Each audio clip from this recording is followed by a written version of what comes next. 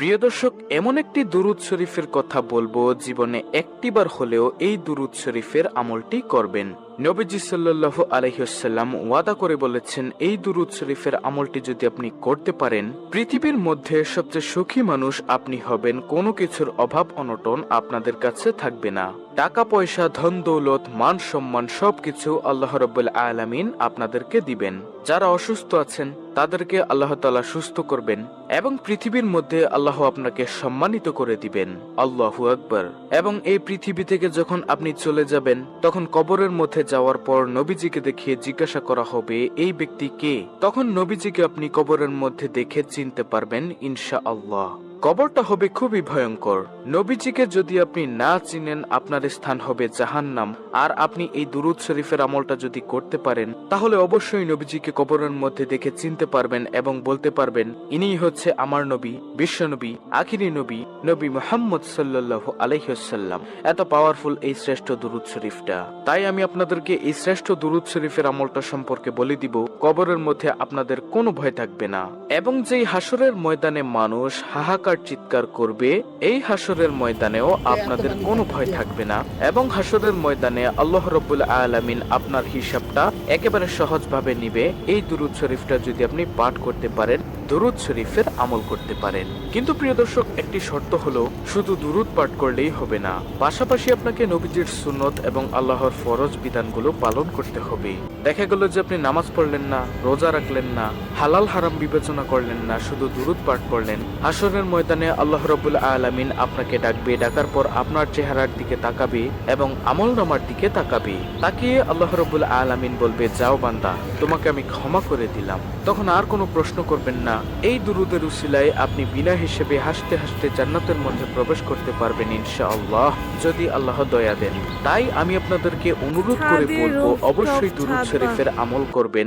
যে কোনো দুরূদ শরীফ পড়লেই তো লাভ, কিন্তু এই দুরূদ শরীফটা পড়লেই স্পেশাল লাভ। এটাই দুনিয়ার মধ্যেও আল্লাহ আপনাদেরকে সুখে রাখবে, সম্মানিত করে দিবে। যে সম্মানের জন্য সবাই পাগল, যে সুখের জন্য সবাই পাগল, কিন্তু জানে না যে নবীজির দুরূদের মধ্যে যে সুখ আছে। আল্লাহু আকবার।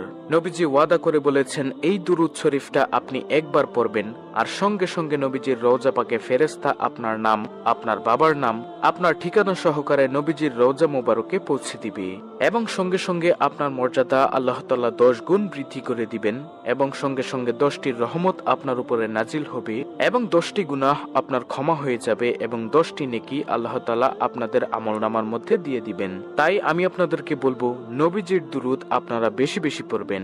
আমি স্ক্রিনের মধ্যে বাংলাতে এই ছোট্ট দুরূদ শরীফটা লিখে দিব। ইনশাআল্লাহ আপনারা এই দুরূদ শরীফটা প্রতিদিন সকালে 100 বার পড়বেন। যদি দিনে পড়তে না পারেন তাহলে রাতে হলেও পড়বেন।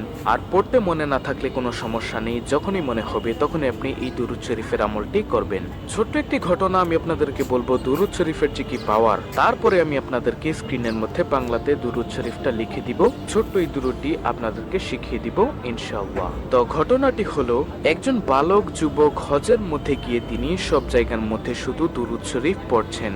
বড় একজন আলেম হযরত নোমান শিবলি রাহমাতুল্লাহি আলাইহি, তিনি বলল, হে বালক, তুমি সব জায়গার মধ্যে দুরূদ শরীফ পড়ছো, হজের মধ্যে অন্যান্য দোয়াগুলি আছে, তুমি কি সেই দোয়াগুলো পারো না? সে বালক বলল, হুজুর, আমি সব দোয়া পারি, তারপরও আমি দুরূদ শরীফ পড়ি। হুজুর বলল, কেন পড়ো বালক, আমাকে বলো। তখন সে বালকটি বলল, হুজুর, আপনি তো জামানার সবচেয়ে বড় আলেম এবং ভালো লোক, এজন্য আপনার কাছে বলছি, আমি দুরূদ শরীফের যে পাওয়ার, যে শক্তি দেখেছি, অন্য কোনো কিছুর মধ্যে আমি এত শক্তি, এত পাওয়ার দেখিনি। তখন সেই বালকটিকে হুজুর বলল, আচ্ছা বলো তো দেখি, দুরূদ শরীফের মধ্যে তুমি কেমন শক্তি, কেমন পাওয়ার দেখেছ? তিনি বলল, অর্থাৎ সেই বালকটি বলল, আমার বাবার সঙ্গে আমি হজের মৌসুমের সময় কাফেলার সঙ্গে আমরা হজ করতে আসতেছিলাম। আসার সময় পথিমধ্যে আমার বাবা হঠাৎ করে অসুস্থ হয়ে গেল। অসুস্থ হয়ে যাওয়ার পর আমাদের যাত্রা বিরতি করলো। সেখানে আমরা অবস্থান করলাম আমার আব্বু অসুস্থ দেখে। তো আমার আব্বু অসুস্থ দিনের দিন এবং সময় সময় বাড়তেই আছে। এজন্য আমাদের কাফেলার মধ্যে আমাদের সঙ্গে যারা ছিল, এক দলের মধ্যে তারা বলল, হে বালক, তুমি তোমার আব্বুর খেদমত করো, সুস্থ হলে তুমি রাস্তা দিয়ে চলে এসো, আমরা চলে যাই মক্কাতে হজ করার জন্য, তোমরা আস্তে আস্তে আসো।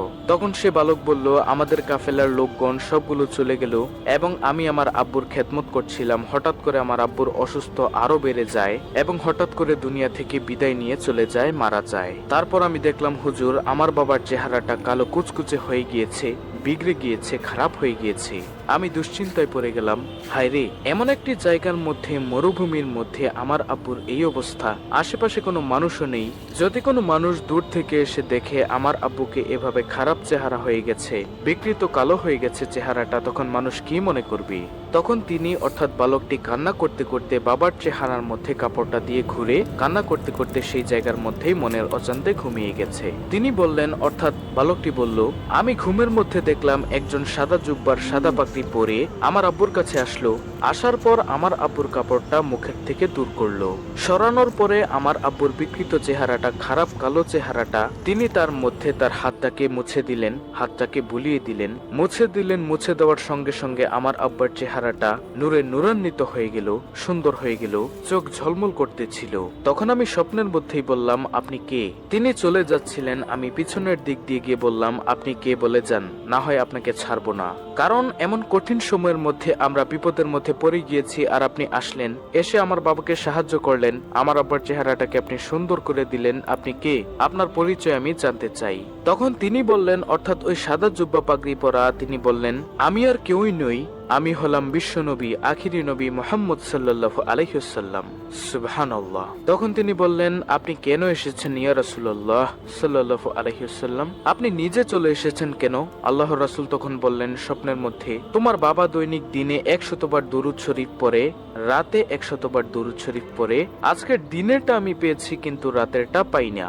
ফেরেশতাদেরকে জিজ্ঞাসা করলাম। ফেরেশতা তখন বলল, আপনার সেই আশেক, আপনার ভক্ত যে দুরূদ শরীফ পাঠ করে, আপনার উম্মত সে তো খুব বিপদের মধ্যে আছে, দুনিয়ার মধ্যে ভালো আমল করে না, এজন্য চেহারাটা পাল্টে গিয়েছিল, বিগড়ে গিয়েছিল, এজন্য রাতের দুরূদটা সে পাঠাতে পারে না। এজন্য আপনার আব্বু বিপদের মধ্যে পড়ে গিয়েছে, আমলে তেমন ভালো ছিল না, তারপরও দুরূদ শরীফটা পড়তে কখনো ভুলেনি। তার জন্য আমি রওজা থেকে চলে এসেছি, আমার প্রিয়কে, আমার আশেককে উপকার করার জন্য, সাহায্য সহযোগিতা করার জন্য। সুবহানাল্লাহ। তারপরে আল্লাহর রাসূল সাল্লাল্লাহু আলাইহি ওয়াসাল্লাম চলে গেলেন। এরপর সেই যুবক বলল যে, হুজুর, আমি এরপর থেকে বুঝতে পারলাম দুরুদের মধ্যে যে কি ফজিলত, কি বরকত। এরপর থেকে আমি দুরুদ শরীফ পাঠ করি। প্রিয় দর্শক, এখন কথা হলো যে কোন দুরুদ শরীফ পাঠ করলে আপনার মর্যাদা বেড়ে যাবে, সওয়াব পাবেন।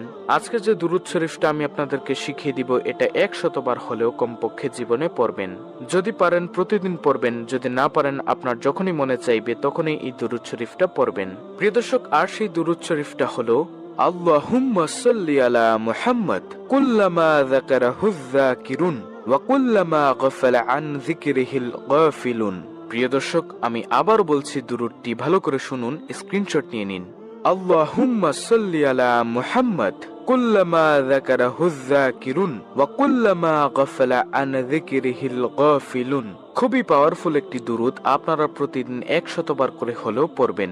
যে কোনো সময় মনে চাইলে এই দুরুদটি পাঠ করবেন। টাকা পয়সা, ধন সম্পদ আপনার চতুর্দিক থেকে আল্লাহ রাব্বুল আলামিন আপনাকে দিয়ে দিবেন ইনশাআল্লাহ। অত্যন্ত গুরুত্বপূর্ণ একটি ভিডিওটি ভালো লাগলে অবশ্যই চ্যানেলটিকে সাবস্ক্রাইব করে পাশে থাকা বেল বাটন অল বাজিয়ে দিবেন। ভিডিওটিতে একটি লাইক দিবেন এবং কমেন্টে আমিন লিখবেন, এবং অন্য মুসলিম ভাই বোনদের কাছে ভিডিওটি শেয়ার করে দিবেন, যেন তারাও আজকের ভিডিওটি দেখে এই দুরুদের আমলটি শিখে করতে পারে।